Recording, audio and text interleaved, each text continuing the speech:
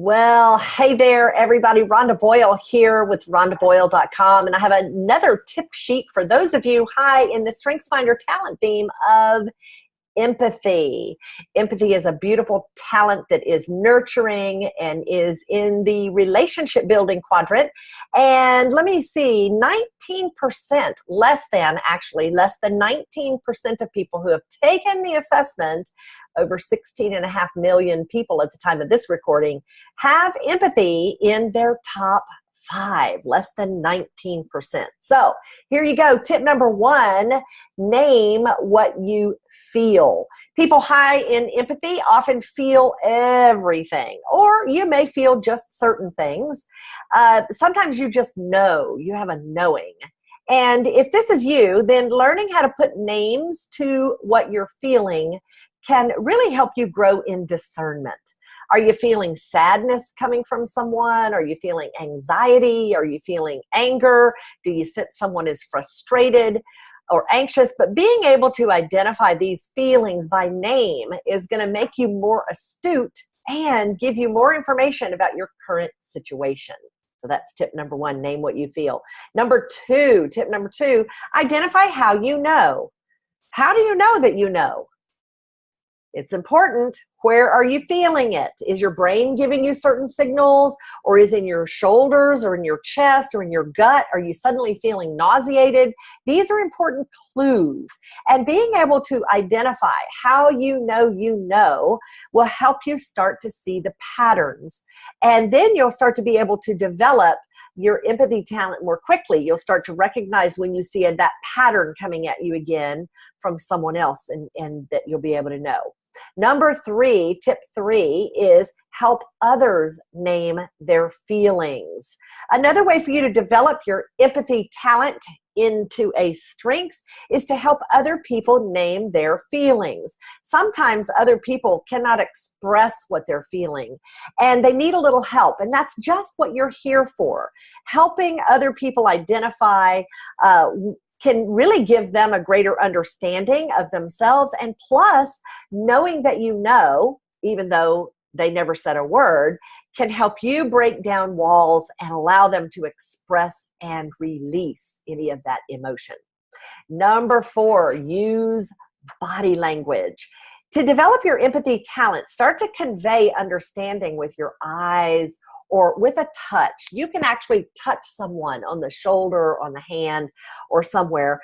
Just reaching out and touching someone can give them the understanding that they need without a further word being said. You don't even need to say anything because you're so good at understanding, and just being able to look at someone or reach out and touch them gently lets them know that you know, and sometimes that can be the greatest thing for them.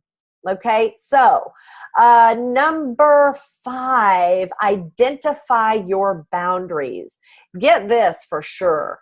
The rest of us are going to suck the life out of you because, if you're not paying attention, we're going to do it. We don't mean to. So being able to recognize, this is why it's important for you to know, because being able to recognize where your feelings end and someone else's pick up is really critical to your own self-care, okay? And so being able to pay attention to boundaries and understanding, that's going to help you understand what's yours and what's not yours to carry around, right?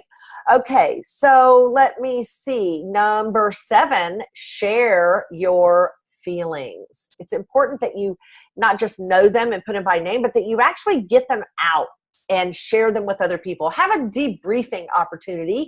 Find ways to talk to a mentor or a friend, or maybe even your dearly beloved when you get home from work, just to get rid of some of those feelings that you have so that you can figure out which belong to you and which do not, because you like to carry on, keep other people's feelings to yourself.